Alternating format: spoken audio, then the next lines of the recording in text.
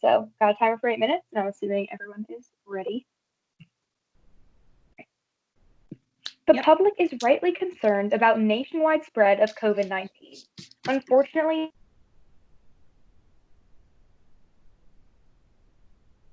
incredibly apparent looking at our nation's prisons, which have become epicenters for COVID-19 spread.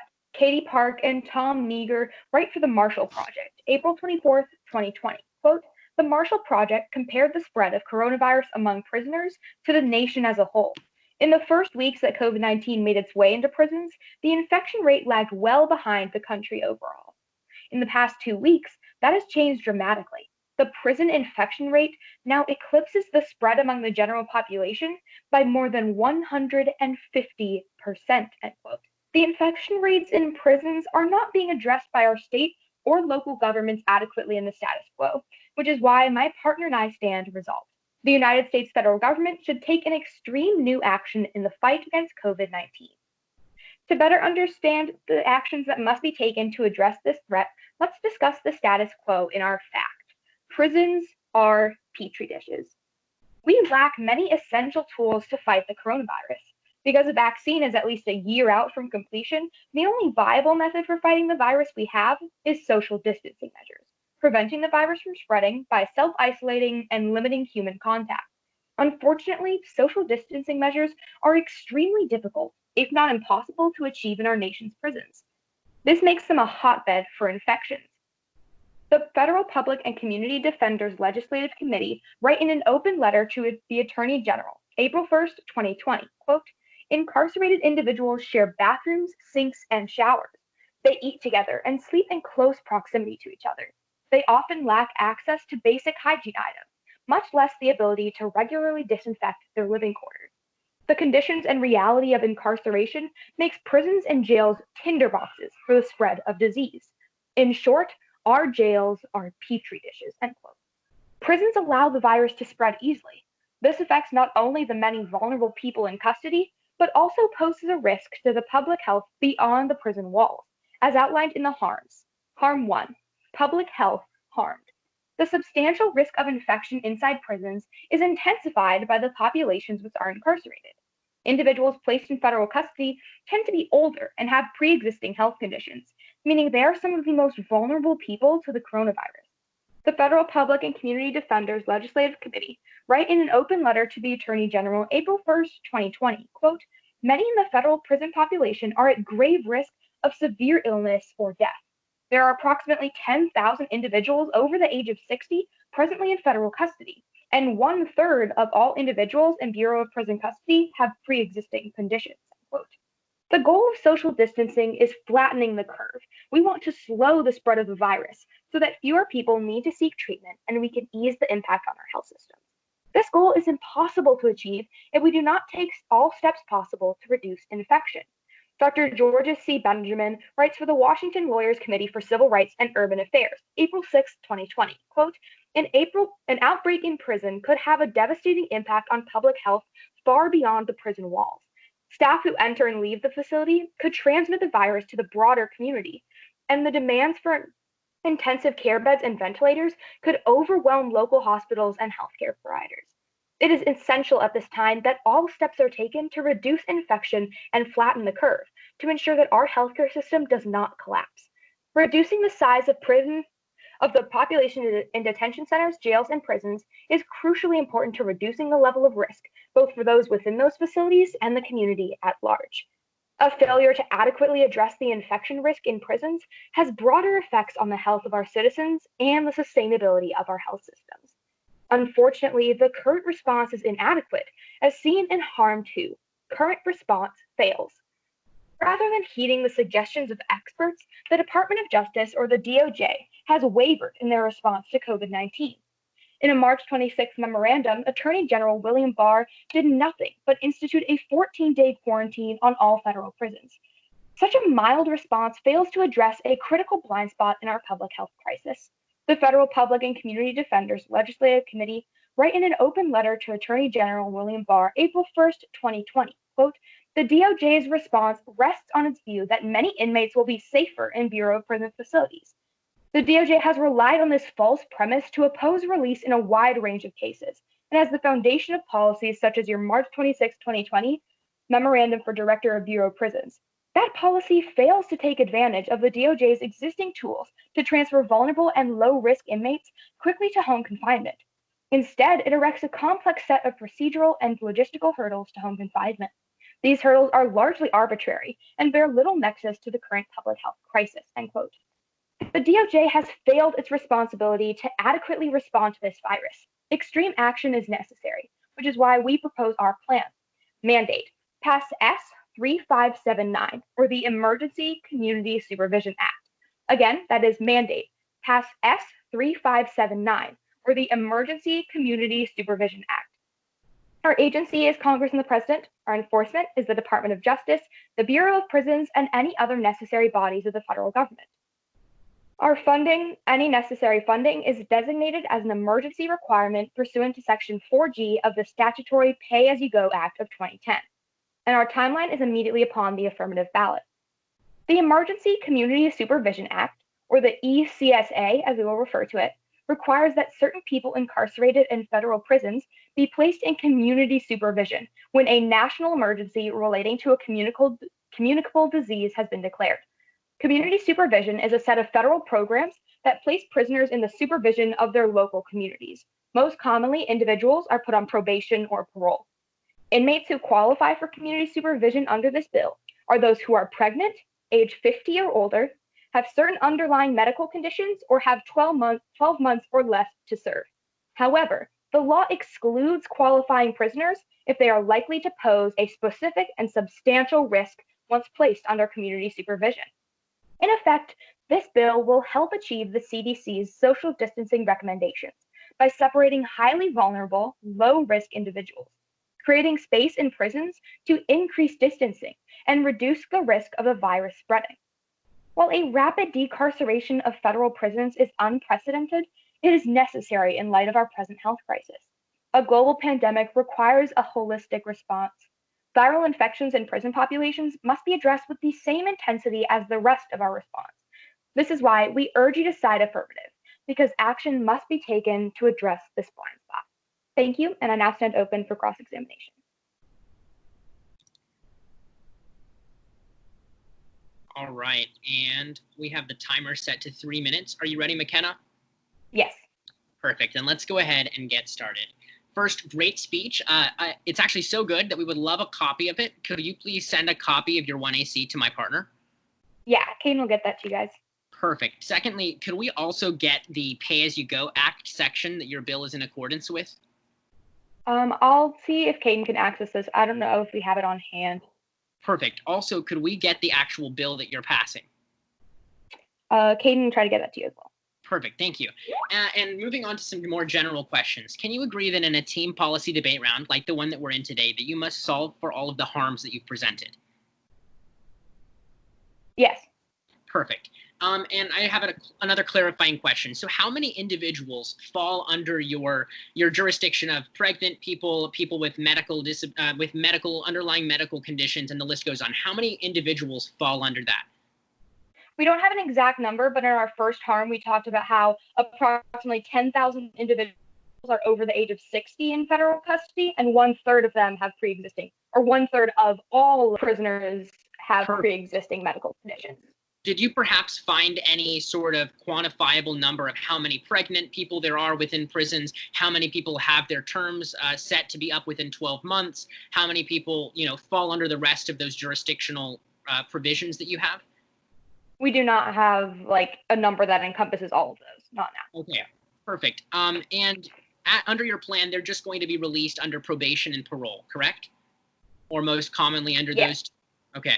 Perfect. And you said that there would be an increase in social distancing in prisons, correct? And that would help to solve your harm? Yes.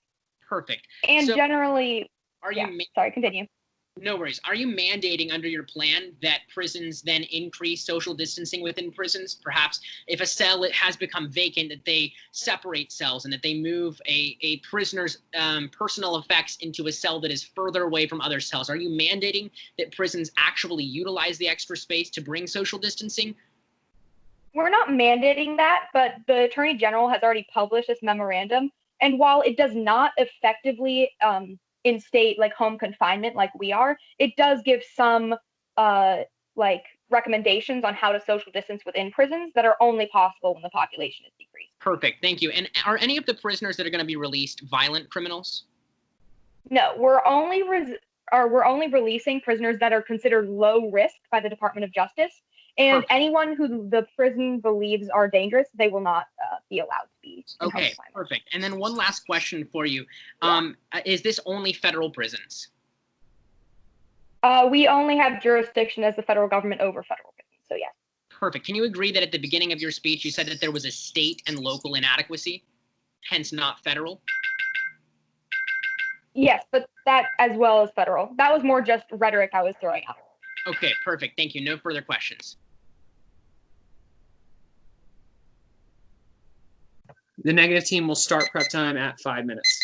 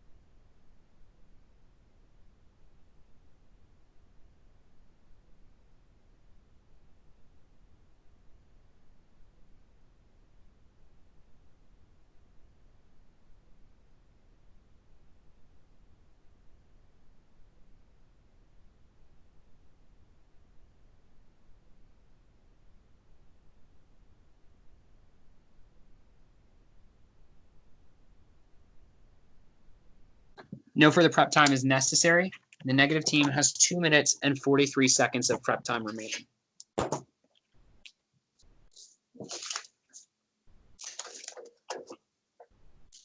Okay. Assuming that everyone is ready. Great, then let's begin. In any team policy debate round, the affirmative team has the job to prove 3 foundational arguments. First, that there's a substantial harm in the status quo. Second, that their plan actually solves the harm that they presented. And finally, that the advantages outweigh the disadvantages. Unfortunately for the debate team, the affirmative team in today's debate round, they have failed the majority of those. And that's what we're going to be looking at in this first negative constructive, essentially laying out where the affirmative team has failed these burdens. And we're going to look at essentially 3 main points. First, how the public health is actually harmed by the affirmative team's plan, how that results in an unsolved harm, and finally, the unknown funding. So let's go into that first point, and that's the public health is harmed. The public health is harmed, and we need to establish a couple points. So the first subpoint of this is inadequate testing. Inadequate testing. Across the United States, one of the biggest crises within the COVID-19 crisis is the fact that we do not have adequate testing to know who has coronavirus and who doesn't. The Rockefeller Foundation published an action plan that was authored by 27 testing, health, economic, and technology experts on April 29th, 2020. They said, quote, the U.S. has not yet administered enough coronavirus tests each week to adequately monitor the entire U.S. workforce or rapidly detect recurrent COVID-19 outbreaks. Such outbreaks can be expected for the foreseeable future, given the low level of population immunity, as well as the virus's contagiousness and wide geographic dispersion, end quote. So the key to understand is that the U.S. does not have adequate testing, just know who has COVID-19 and who doesn't. This leads me to the second leak, subpoint. The affirmative team made the contention in their last speech that essentially prisons are petri dishes. Prisons are highly susceptible to spreading coronavirus. People in prisons are likely to catch it. And that's important to understand. The people that we are going to be releasing through parole as a result of the affirmative team's plan have been in places where they are highly likely to be infected by the affirmative team's own contention. So prisons are a petri dish, as their own contention says. And this leads me to my third subpoint, released to public. Released to public. Now, I'm not contending that we're necessarily releasing these prisoners, completely letting them go free. But what I'm saying is we're putting these prisoners on parole, essentially allowing them to go out of these prisons. What this means is at least 10,000 people from the affirmative team's own number in their 1AC are going to be released into the public. Probably likely more, because that 10,000 was just people older than 50. So that means 10,000 people who have been sitting in a place that is likely, that gives them a higher chance of catching coronavirus, are going to be released into the public. And this leads me to the impact. Subpoint D, community harmed. The community is harmed. The reality is the government is trying to do everything we can to contain coronavirus. And by releasing these prisoners out into the public, by putting them on parole, what we are doing is spreading coronavirus. And why is that dangerous? Say just one person in the entire prison system that we are releasing has coronavirus. Well, the Johns Hopkins Center for Health and Security and the Association of State and Territorial Health Officials published a report that was authored by 24 health experts on April 10th, 2020. They say this, quote, it is estimated that each infected person can, on average, infect 2 to 3 others. This means that if one person spreads the virus to 3 others, the first positive case can turn into more than 59,000 cases in 10 rounds of infection, end quote. So when we look at the reality of what the affirmative team is trying to do, is they're taking people out of a place where they are highly likely to catch and have coronavirus and put them in our open public economy, allowing 2 to 3 others per each person that's infected to catch the coronavirus, which can cause a resurgence of coronavirus. Without adequate testing, we cannot sufficiently ensure public health, and thus it is too dangerous to pass the affirmative team's plan. So the public health will be harmed. With that understood, that leads me to my second point, the unsolved harm. The unsolved harm. If you go back and look at the affirmative team's 1AC, their main harm, their major contention was that our public health is harmed by having these people in these prisons. And when we see that the public health will be more harmed by passing the affirmative team's plan, the result is that the community is hurt and they do not solve their plan. Remember, the affirmative team has the burden to ensure that their harms do not exist after the passage of their plan. They have to ensure that they do solve their harms. But if the public is still harmed by this coronavirus, by the result of these prisoners, after the passage of their plan, the reality is they do not fulfill the stock issue of solvency. They do not fulfill that burden, and their plan is not worth passing. They do not solve that harm. The reality is, sure, there may be a higher likelihood to catch coronavirus in prisons, but what it is it is still confined to those prisons. By releasing these individuals into the public, they have the chance to spread the disease on a far wider scale than they would as opposed to if they stayed in these prisons. So with that understood, let's go into my final point, and that's the unknown funding. The unknown funding. Now, the funding in the affirmative team's plan is this. It says, quote, any necessary funding is designated as an emergency requirement pursuant to Section 4G of the Statutory Pay-As-You-Go Act of 2010. Now, my partner asked them for a copy of 4G of the Statutory Pay-As-You-Go Act of 2010. And what the affirmative team sent us was a summary of the Statutory Pay-As-You-Go Act.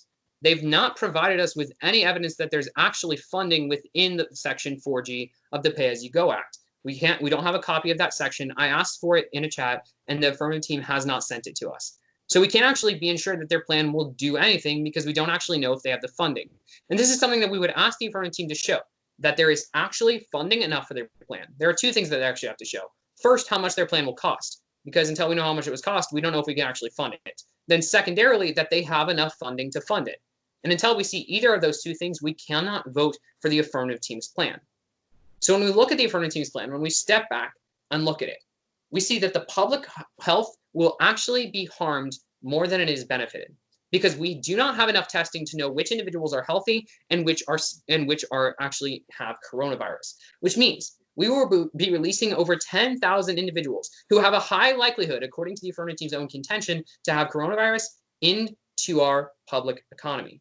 And what that does is, even if just one of them has the coronavirus, in 10 rounds of infection, 59,000 more people can be infected, causing a resurgence of coronavirus and a continual harm to our public health and economy.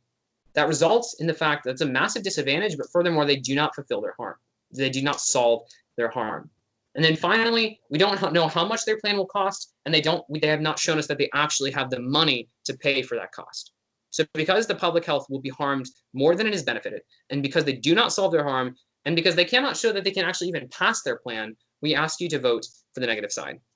Thank you. I now stand ready for cross-examination. All right. I've got 3 minutes on my timer. So, great. I just have a few questions. So starting off, is it possible to predict how much money is necessary when a pandemic is ongoing? Absolutely.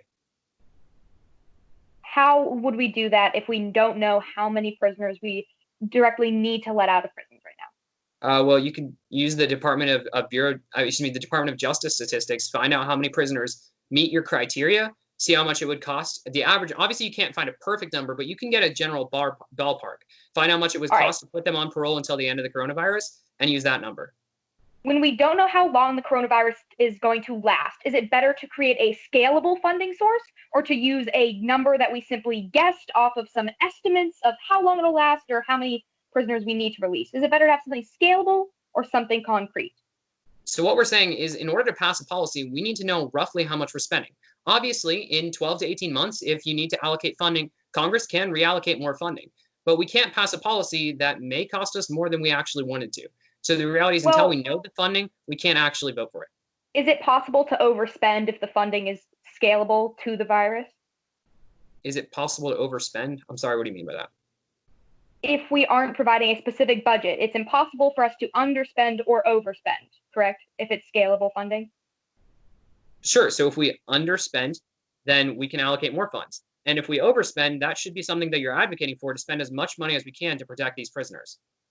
All right. Anyways, I have a couple other questions. So would you agree that social distancing is one of the most effective ways we have to slow the spread? I actually think that social distancing about a month ago was probably one of the most effective ways. Now we need to start reopening our economy with testing. Sure. You would agree that there are stay-at-home orders in most states? Sure, yes. Prisoners who are released into parole, would you agree that they could quarantine as well as other members of the community? Sure, but they might go into their homes, infect one of their family members who goes out to the store, infects 3 other people, and in 10 rounds of infection, we have 59,000 people who are now Would you agree that that is already a present problem in our community? Yeah, but you're going to be increasing it massively because you've shown how prisons are more likely to infect individuals. So we're putting all these high-risk individuals for infection out into our economy. Would you agree it's better to be in contact with 10 people versus 100 people? Better be in contact with 10 people versus 100? Yeah. And considering you have the virus or could be exactly absolutely, and that's why exactly why we should not vote for your plan. Because in the prison, for example, in your example, they're in contact with 10 people. But when we release them, they're in contact with 100. Is that actually true, considering the fact that they're now being placed in communities where the only time that they are leaving the house is to go get groceries, which is already a regular... Their ability to infect goes from 10 to 100 people, as my piece of evidence from Johns Hopkins found. All right, thank you. No further questions. No affirmative prep time is needed. All right, if everyone's ready. Mm-hmm. In today's round, we're acting as Congress. And as a result, the only question we're asking is, should our policy be passed? If we are acting as responsible policymakers, would Congress pass our policy given the evidence provided today? And I think that when we discuss this case from that perspective, it's clear that the most responsible decision for us to make as policymakers is to vote for the plan and pass it through Congress and the president. Let's discuss this idea presented by the negative team that public health is harmed by voting affirmative. I have two overall responses to this idea. My first response is no perfect solution. I think that it's vitally important that we understand this fact first. Coronavirus and the very nature of the pandemic is such that we have no perfect solution. We can't contain the virus 100%, and regardless of what action we take, we're going to be seeing more infections. Now, that being said, we need to ensure that we are taking the most precaution necessary to be able to combat the virus and slow the rate of infection as much as possible. Specifically, the way we do this is through social distancing. In fact, Georges C. Benjamin, a medical doctor and the executive director of the American Public Health Association, explained on April 6th that, quote, given that the only viable public health strategy available in the United States currently is prevention of the spread of COVID-19, reducing the size of the population in detention centers, jails, and prisons is crucially important to reducing the level of risk both for those within the facilities and for those in the communities at large, unquote. Here we have an expert testifying to the necessity of our plan, and specifically to the fact that the only way that we have the ability to fight this virus, the best way that we have, is to engage in this social distancing, to limit the amount of contact we have with other people. And the only way to do that is by releasing some people from prison, people who are low risk, who don't pose a threat to society at large, which is why we see my second response: preferable solution. We entirely admit that our plan is not perfect. It is not going to lead to zero infections, and it's not going to solve the entire problem. But here's what it will do. It will decrease the risk of spread overall. As Georges Benjamin explained in the piece of evidence we read in the 1AC, an outbreak in a prison has a devastating impact outside the prison walls. The reason for this is because of all the coming and going that has to go on in order to maintain a prison. You need thousands of staffers in order to maintain an overcrowded prison and to ensure that everyone is being cared for and ensuring that everyone is doing what they're supposed to inside the prison walls. Given that fact, it is impossible to run a prison entirely contained inside itself. And that's where the fundamental flaw in the negative team's argument comes about. They're making this suggestion that prisons are entirely self-contained and we have the ability to keep the virus inside the prison walls. But that's simply not the case, as the experts we cited in our 1AC stated. When we have these prisons, which are petri dishes for the virus, we have these cycles where the virus keeps spreading and spreading around the prison consistently, infecting everyone inside. And that has seepage effects outside the prison walls to the local communities. This is why we need social distancing measures in the first place. This is why experts, as we cited in our 1AC, say this is the best way to solve the problem. The only way we stop infections is by decreasing human contact. And we don't have the ability to do that when prisoners are forced to bunk up with multiple people in one room, sometimes 4 people to one cell. They don't have the ability to social distance. They don't have the ability to maintain proper hygiene. Most of these prisoners don't have sinks in their cell. They can't wash their hands, much less disinfect their living quarters. What all of this means is that we have no ability to stop the cycles of spread of the virus that occur inside these prisons. And that seeps out into the general communities. And as a result, we overall lower the risk of infection by voting affirmative. That's what the experts in our 1AC cited. Notice how none of the affirmative team's evidence applies exclusively to our plan. It's all generally talking about the coronavirus and how testing is important, and we agree with that. What we disagree with is the idea that somehow we're safer when we have these hotbeds of the virus that seep into our local communities. Instead, we need to ensure that everyone has the ability to properly social distance to flatten the curve overall. The next argument made by the negative team was this idea that there's an unsolved harm when you vote affirmative. And I'd like to make one key clarification here, and that's my one and only response, and that is of net benefits. The only thing that we need to prove in today's debate round is that our plan should be passed. The resolution, the statement we've been tasked to prove true, is the United States federal government should take an extreme new action in the fight against COVID-19. Given that statement, it only entails one burden for the affirmative team to prove it true, that action should be taken. And at that point, the only thing that we need to prove is that there are more benefits than disadvantages that come about if you pass our plan. And if the negative team cannot prove to you that our plan will result in more harm than good, then our plan should be passed and we should be siding with the affirmative team. We don't need to prove that all infections via prisons are going to cease. All we need to prove is that infections go down when you vote affirmative and stay at the level that they are, or get worse when you side with the status quo and the negative team. The final argument presented by the negative side was unknown funding. They had a problem with the fact that we were using emergency funds to fund this program. Specifically, the funds we use are the statutory Pay-as-you-go Act of 2010.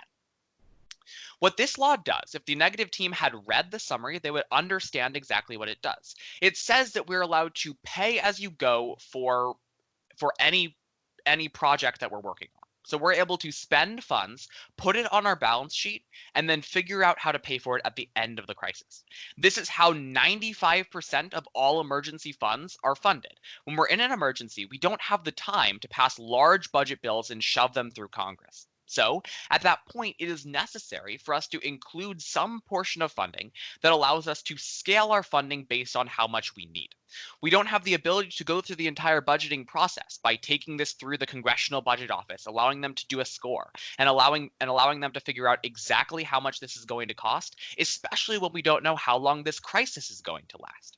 For that reason, it is necessary for us to use the Pay-as-you-go Act to pay as we go, to take and keep track of how much we're spending, and at the end of the crisis, we can go back and figure out exactly what is necessary to make up for that deficit. This is how funding is always carried out in emergencies, and it's how it must be carried out for us to flatten the curve today.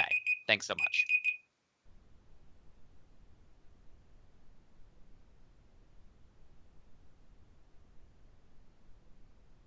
Okay. If the affirmative speaker is ready. I am. Great, in 3 minutes on the clock. Let's go for it. So you would agree that we should choose the option in today's debate round that infects the least amount of people, correct? Yes. And so that it benefits the public health the most, correct? Yes. Okay. Now you would agree that as the affirmative team, you have the job to uphold the stock issues, correct? I think that our first and foremost burden is to uphold net benefits. The stock issues can be a part of that, but net benefits is most important. Okay. So in any team policy debate round, you would agree, though, that the affirmative team has to uphold the burdens of solvency, significance, topicality, inherency, and net benefits. To a certain extent, to the extent of proving net benefits. I think that stock issues are a great tool, but they're not the end-all be-all. Okay, awesome. So is there a chance that we could be, with your plan, exporting highly contagious individuals back into the public? I would find that unlikely. And okay, why is it? If prisons are such a breeding ground for infection, why would it be unlikely that we're sending highly contagious people back into our public? Because for the most part, these sorts of vulnerable people who are vulnerable to the virus, people age 50 and older, people who are pregnant, if they have gotten the virus, they're already in such a condition where they would have likely died by now. That is just the fact. Okay, so what you're saying is anyone who's actually vulnerable who had the virus is dead now. I'm suggesting that is a likelihood for a lot of these prisoners, and even if there are some infections that are being moved to home confinement, that is far better than continuing a cycle inside prisons. Okay, so we're essentially you're leaving. Okay, I'll clarify that a little later. So you talked about how we can't contain the COVID-19 to these prisons because now we have staffers going in and out of the prisons, correct? We have always had staffers going in and out of the prisons. Yes. That's unavoidable. Yes, correct. And so you can agree with your plan. Now you won't just have staffers, but now thousands of prisoners as well. They are not coming and going from the prison. Sure, but they'll be going from this petri dish of infection out into the public, correct? Where they are then engaging in the same social distancing we all are, yes. Absolutely. Okay. So talking about your funding, you said the Pay-As-You-Go Act essentially allows us to spend now and pay it off later. So we're just taking out a huge loan, correct? Not exactly. A loan would Okay, so how imply does it that work? basically we are marking down the amount of money that we are spending, and all of that money is then counted up at the end, and it's all factored into the budgetary process in the next fiscal year, Okay, or so whenever where the does the state of funding? emergency is declared over. Okay, so it's a loan essentially. We are using the money now to pay it off later. It's a little different than a loan, because a loan would generally imply that you're taking out a fixed amount of money, which isn't the case here. Okay, awesome. It seems my time is up, so no further questions.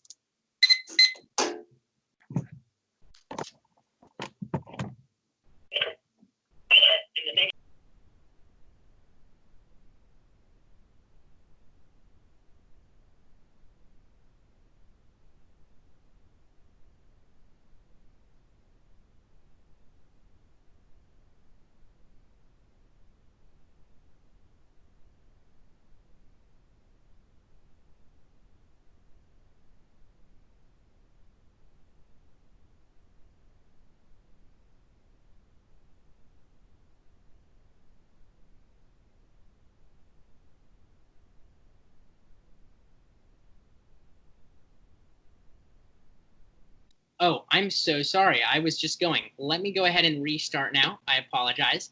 So, beginning once again, 8 minutes on the clock, and assuming everyone is ready, I'll get started one more time. Okay. The affirmative team has hopefully presented for you today, within today's round, a seemingly compelling plan. A plan with its bulwarks in protecting prisoners and their inherent rights, safeguarding their health, and then all the while helping public health as well, helping the community. They've presented to you experts that have advocated for the fact that social distancing is the preferable solution to combat the virus. And they've linked that to prisons, saying that prisons are breeding grounds for this virus, and as such, we need a solution. Their solution is to release the elderly, pregnant, and those with 12 months or less left on their sentences back into the public. But unfortunately, their plan is unscrupulous. Their plan leaves much room for error, and their plan has quite a few added things within it.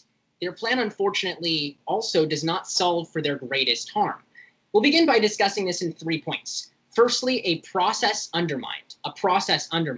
Secondly, prisoners failed. And then third, community harmed. Beginning with a process undermined, I think it's critical to look at the actual bill, the mandate that is being passed by the affirmative team.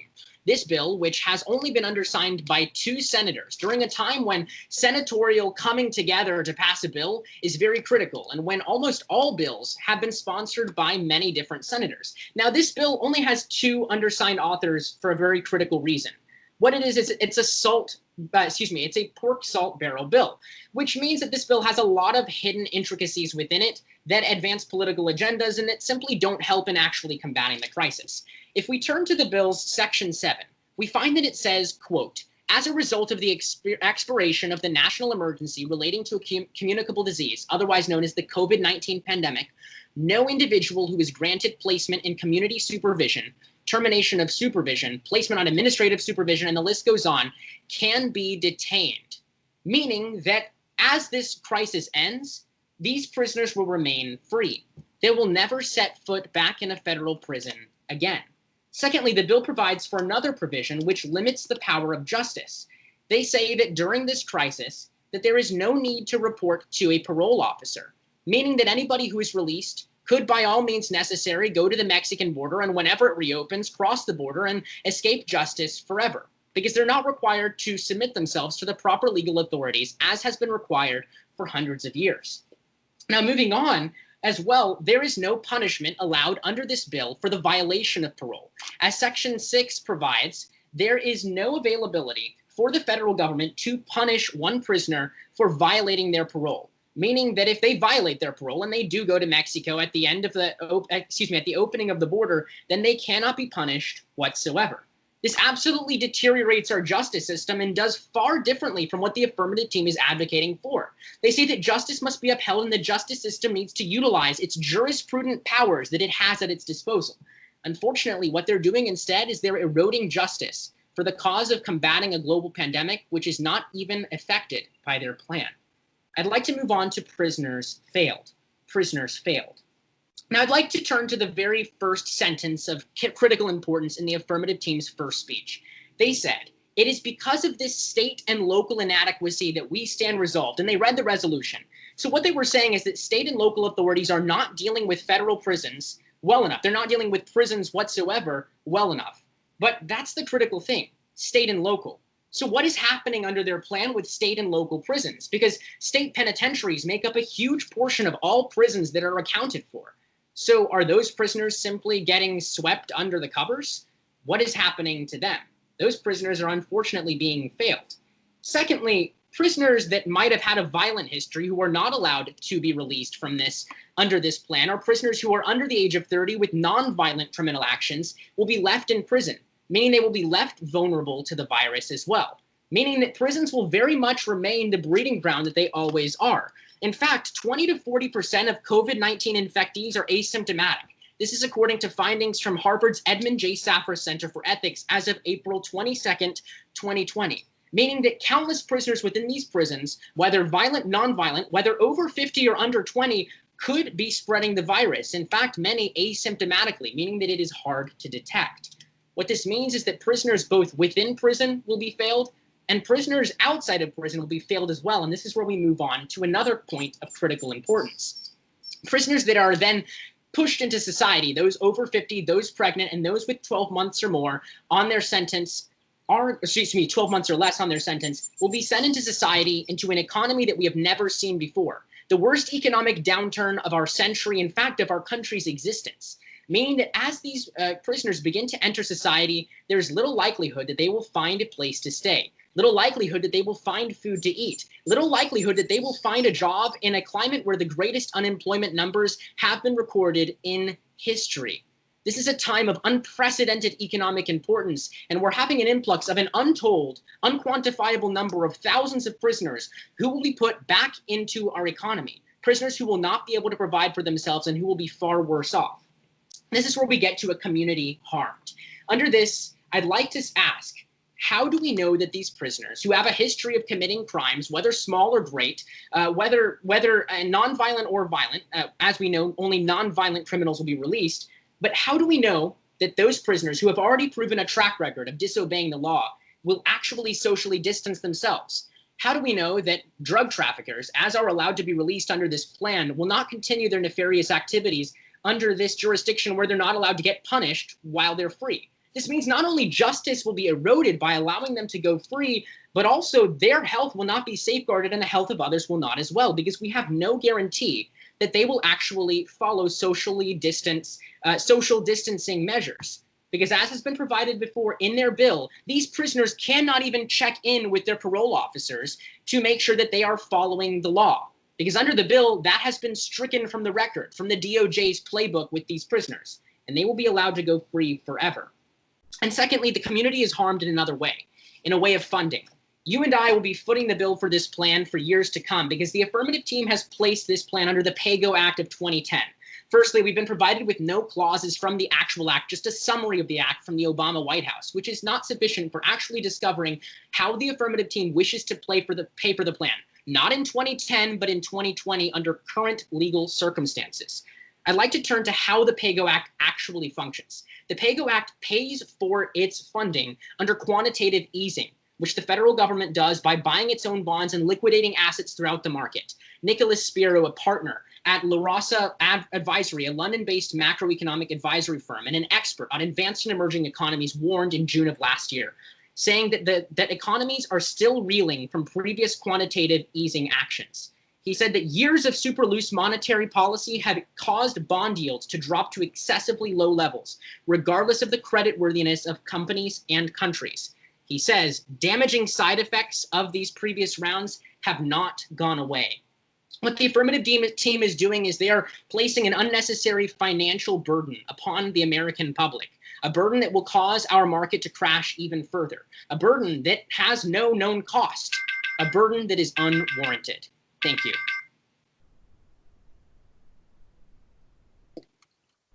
Ready for cross-examination? Absolutely. Your first claim was that the process is undermined.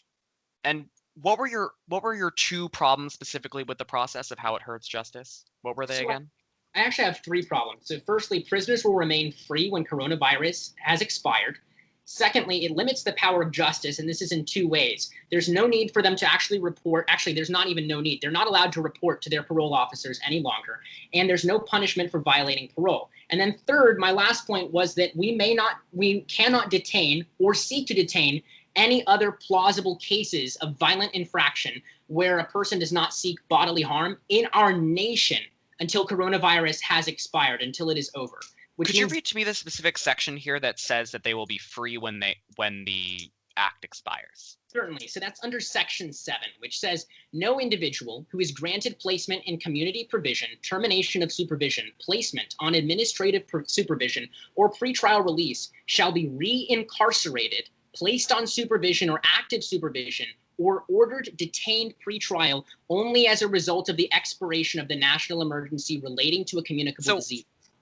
Could we agree here that the very end of this statement is saying that they can be put back in prison after an expiration of the national emergency? No, I actually cannot agree with that, because it says that they may not be placed back in incarceration only as a result of the expiration of the national emergency. But that's cannot. That clause is that clause not saying that is those are the circumstances in which they can be re-incarcerated? No, because the punctuation does not line up with that. They are saying no individual. It says prohibition. That's the title. So there is a prohibition on individuals being placed back in incarceration, back into federal prisons, only because coronavirus has ended. That is what it is saying. It would, if to go to your point, if there was a colon, if there was a semicolon, absolutely, that's what it would mean. But it does not mean that whatsoever. So there needs to be another factor in putting them back into prison. They have to commit some sort of crime in order to get back into the federal prison system under this bill in order to actually be incarcerated. And could you also, to move on, can you also read to me what section specifically says they're not allowed to report to their parole officer? Because I didn't hear you read that section. Where does it say that?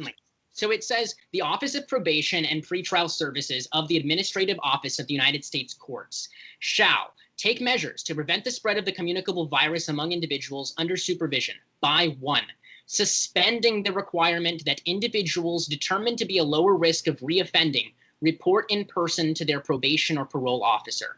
Then in point 3, they say that they are suspending the use of incarceration as a sanction for violations of of probation or parole that do not constitute a new felony offense. And then, go ahead, sorry. That's fine.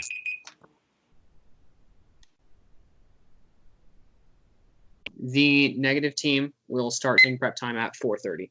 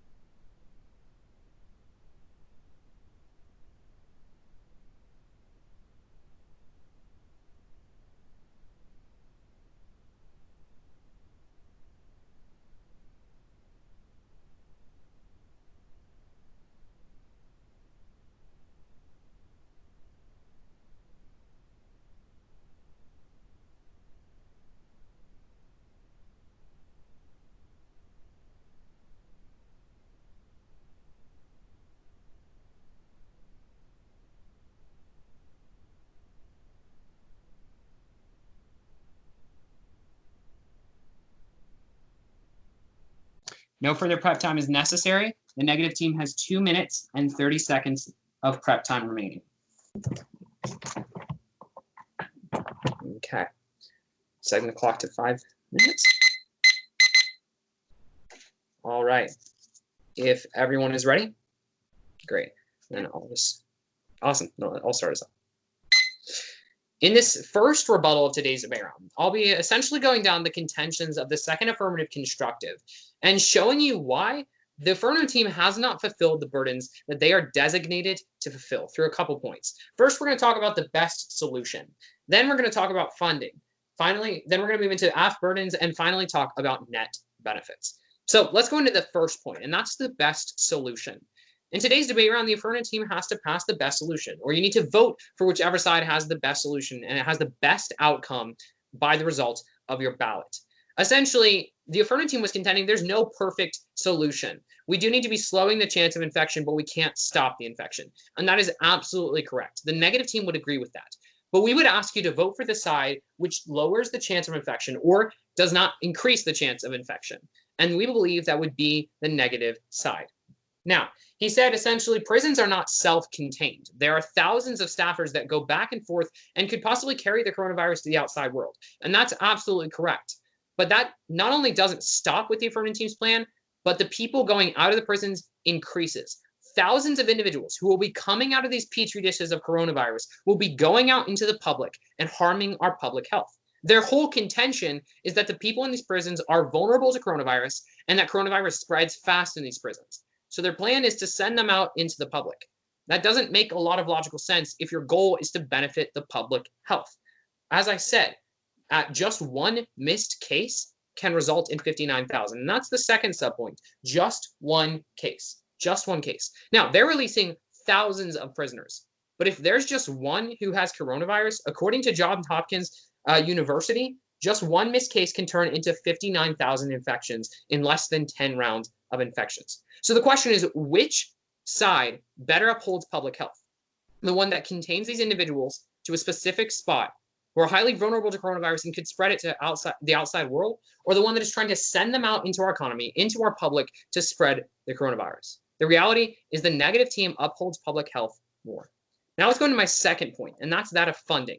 Essentially, he said the Pay As We Go Act allows us to pay up front right now and pay off essentially that loan later in the future. Now, in cross-text, he said it wasn't really a loan. My question is, where are we going to get this? There's honestly two options. Either A, quantitative easing, which as my partner talked about, brings about a ton of disadvantages, or B, we don't know where their funding is. Citing a nonpartisan report from the Committee for Responsible Federal Budget, New York Times chief Washington correspondent and 30-year DC reporting veteran Carl Hughes wrote on April 18, 2020, quote, under the emergency legislation already passed and the economic fallout from the pandemic, the annual budget deficit would quadruple and reach more than 3.8 trillion this year, while the accumulated federal debt, projected to be about 24 trillion, would exceed the size of the entire US economy by October 1st. Interest on the debt could reach the level of federal spending outside of defense, end quote.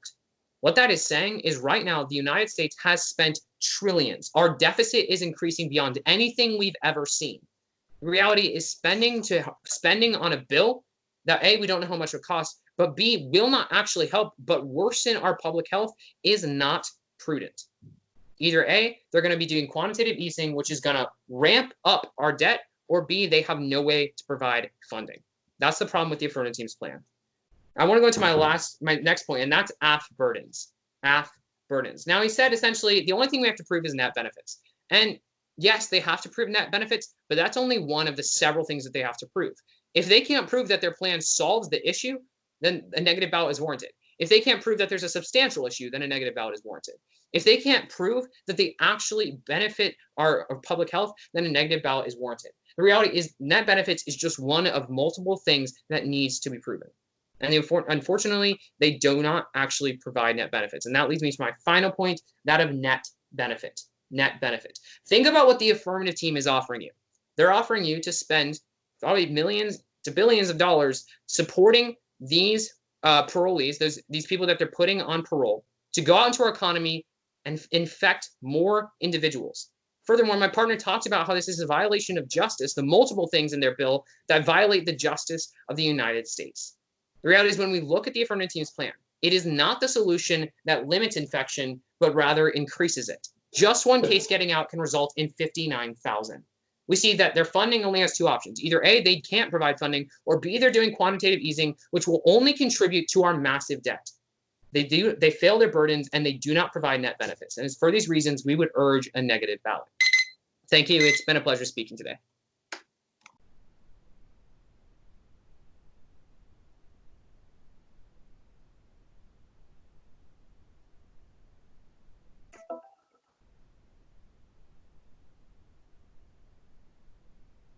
The affirmative team will take some prep time.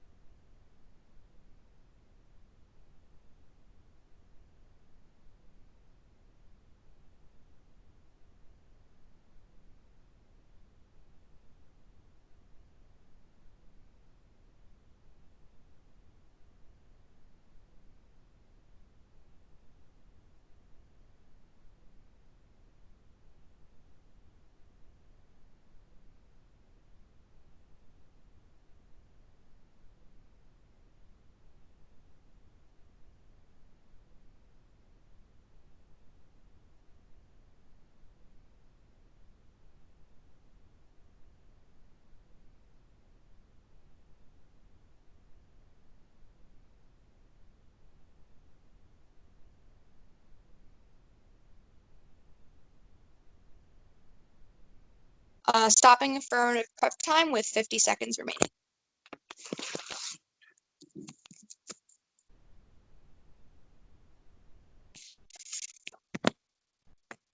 All right.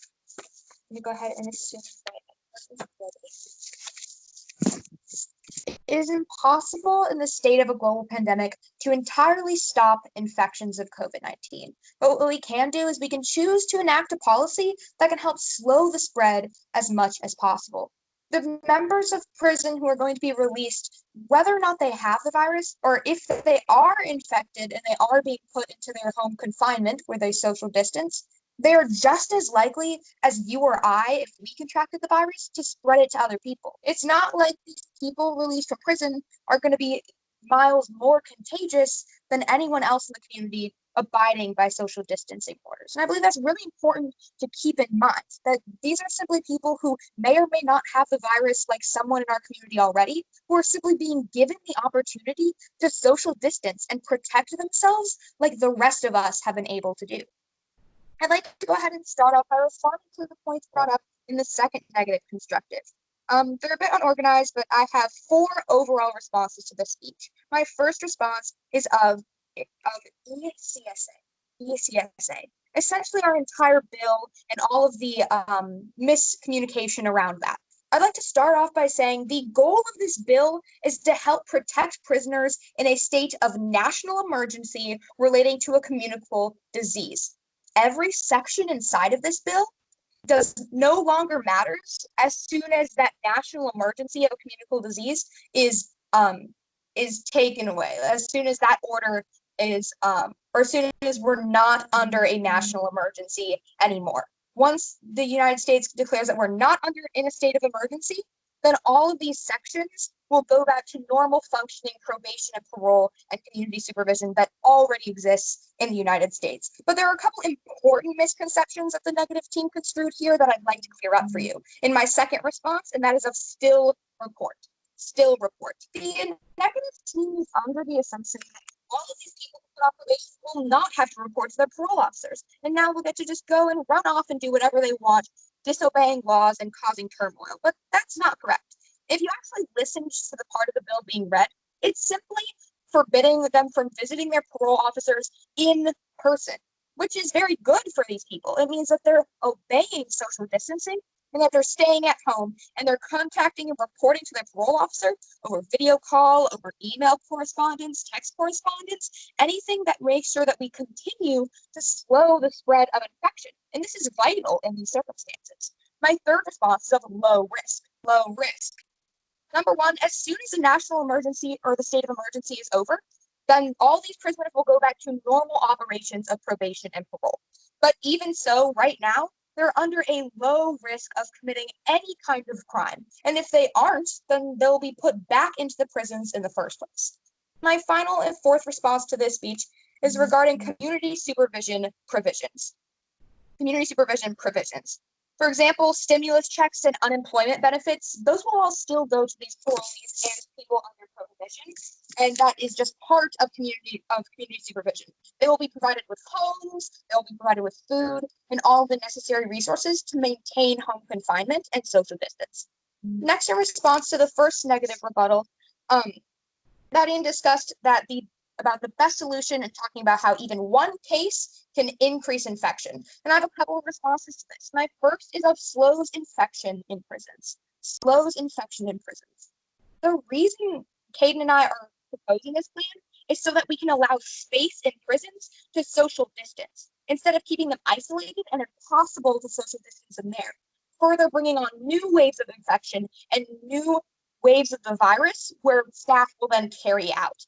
But our goal is to make sure that we can slow infection within the prisons to avoid the public health harms that we talked about in our harm. My second response is of social distancing. All of the prisoners who are going to be released or put into probation and parole after our plan is passed are going to be social distancing just like the rest of us. In fact, most of these people are part of the vulnerable population. And because they're vulnerable, they understand the dangers of going outside and making sure this disease spread or the infection spreads even more. They understand that they need to be careful and that they need to take safety measures to ensure both their safety and the safety of those around them. meaning all of these prisoners who are going to be released are going to be following the same stay-at-home orders that we do as well.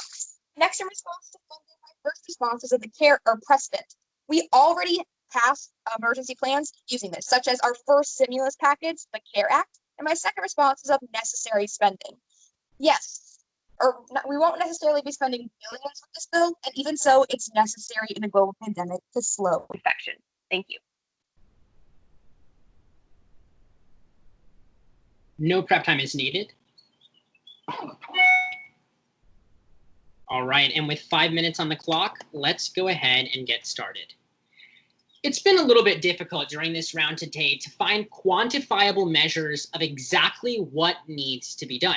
You see, we've consistently asked the affirmative team to provide measures and provide some sort of quantifiable number of how many prisoners that fall under the 3 criteria of either being pregnant, being over 50, having a medical condition, 4 criteria, or having less than 12 months left on their sentence. But unfortunately, all they've been able to provide us with was a statistic that said that there were thousands, or around 10,000 over 60, that were within the prison system.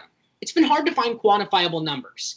But what has been found to be quantifiable are the serious threats and harms that are posed by the affirmative team's plan. These will be threefold. Firstly, the threat to the public, the threat to justice, and the threat to our economy. Beginning with the threat to the public, I'd like to turn to 2 seasoned veteran reporters from Politico who wrote just last month that one missed case of coronavirus can lead to a new outbreak and destroy weeks of social distance. Now, if we turn back to the affirmative team's advocacy, much of their advocacy has been speaking about how social distancing is one of the important keys to fighting the virus.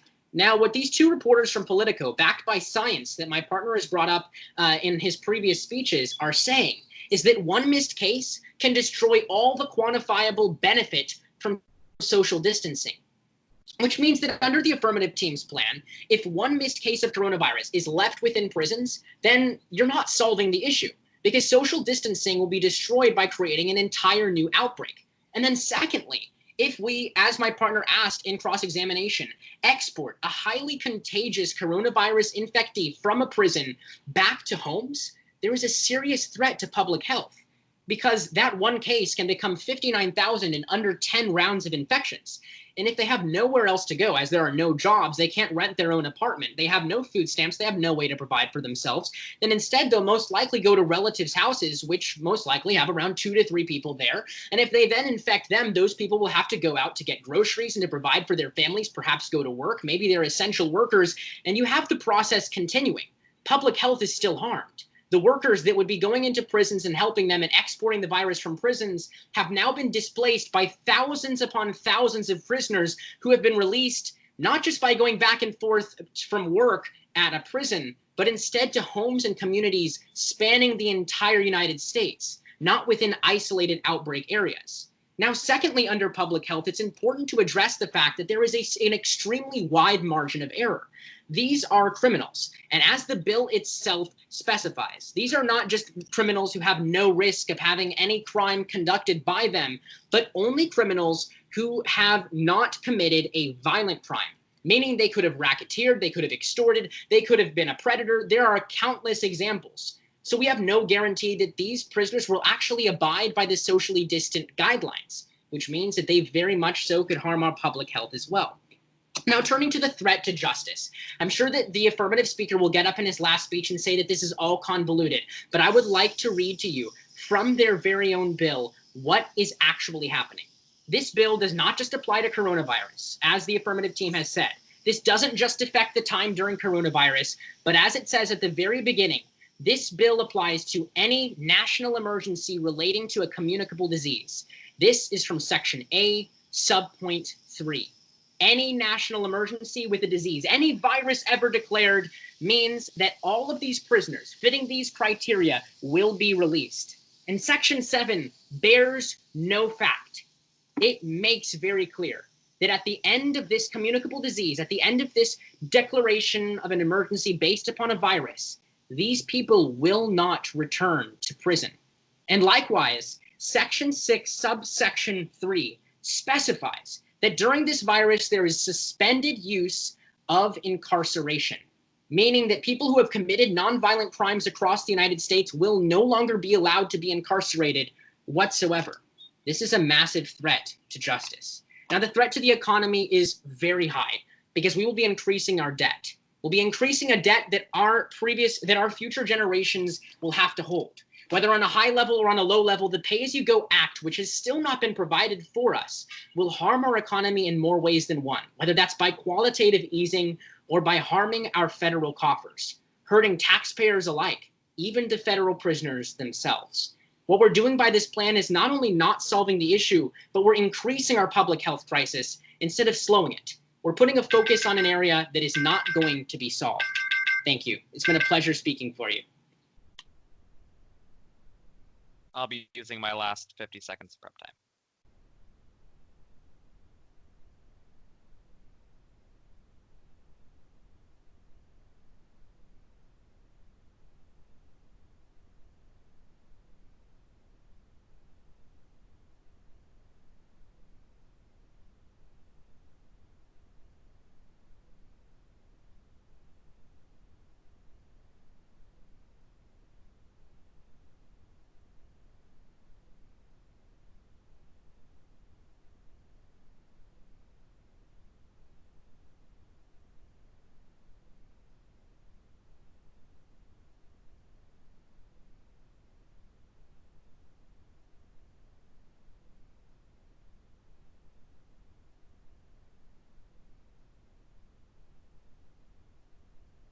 All right, is anyone not ready?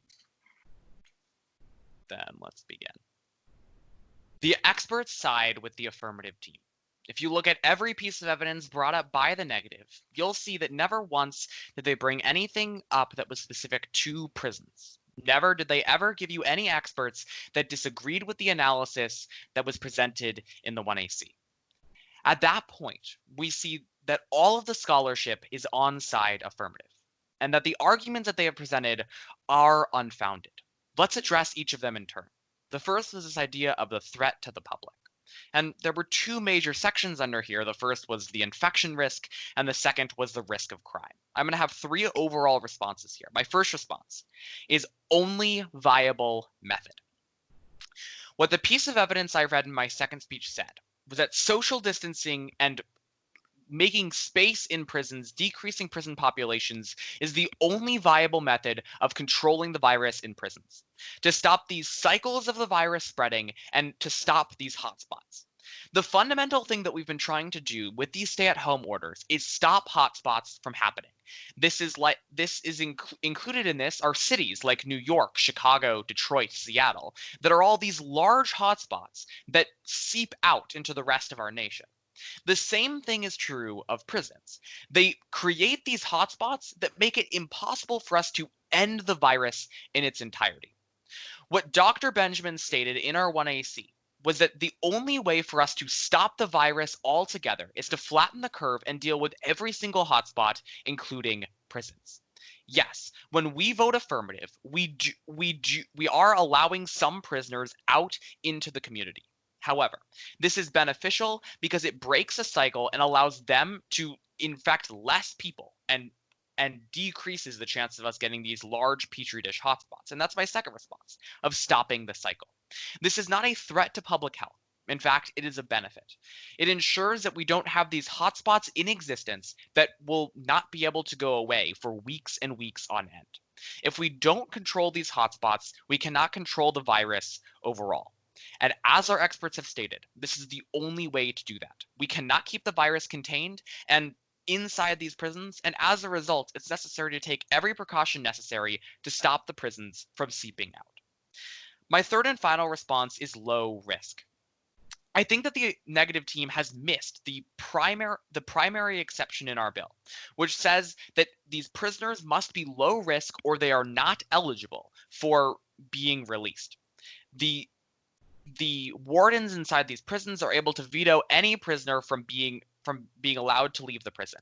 This means that we are not posing a threat to the public when it comes to the crime front. Both when it comes to infections and when it comes to crimes, our bill solves the issue of public health. We provide more benefits than disadvantages. We should be passing our plan. The second issue brought up by the negative side was this idea of the threat to justice, pointing out these convoluted sections in our bill that I think that they have misread here. I'd urge you to take a look at section 7, which we read for you in cross-examination, but the last part says, only as a result of the expiration of the national emergency relating to a communicable disease. I'd like you to ask yourself when you read this section, what else could this possibly mean other than that this section expires at the end of the national emergency? There is no other reading of this section of the bill. The negative team has not been able to give us another reading of this section, which is why my first response is only during an emergency. In fact, the negative team read the purpose of the bill in the last speech, where it said that the bill applies during a national emergency relating to a communicable disease. That is the entire scope of this bill. All sections are set to expire as soon as the ending of the national emergency has been declared. In other words, there is no threat to justice. And keep in mind, parole officers still exist and are required to keep checking up on the higher risk prisoners. It's just the lower risk prisoners and in-person visits that are stopped under an affirmative ballot. As a result, there is no threat to justice. Finally, in response to this issue of funding, I'd refer you back to my partner's response. My one response is precedent. In a state of national emergency, it is necessary that we continue to fund in our maximum capacity. This includes the Pay-As-You-Go Act. Just as with our first stimulus bill, we use the 2010 Pay-As-You-Go Act to pay for it. We need to do the same thing here, because that's the only way we can improve public health. I'll admit, it's not ideal, but there are no ideal policies in the status quo in the virus we're facing now, which is why our plan is necessary and should be passed. Thanks.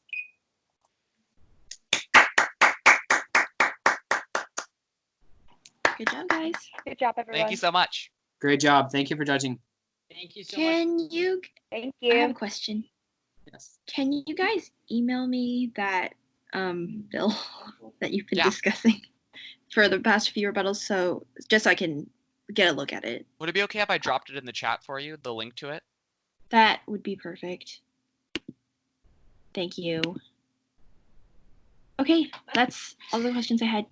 Nice job, guys. Thank you so Congratulations much. on the last round. Thank you. Thank you. Have a nice day.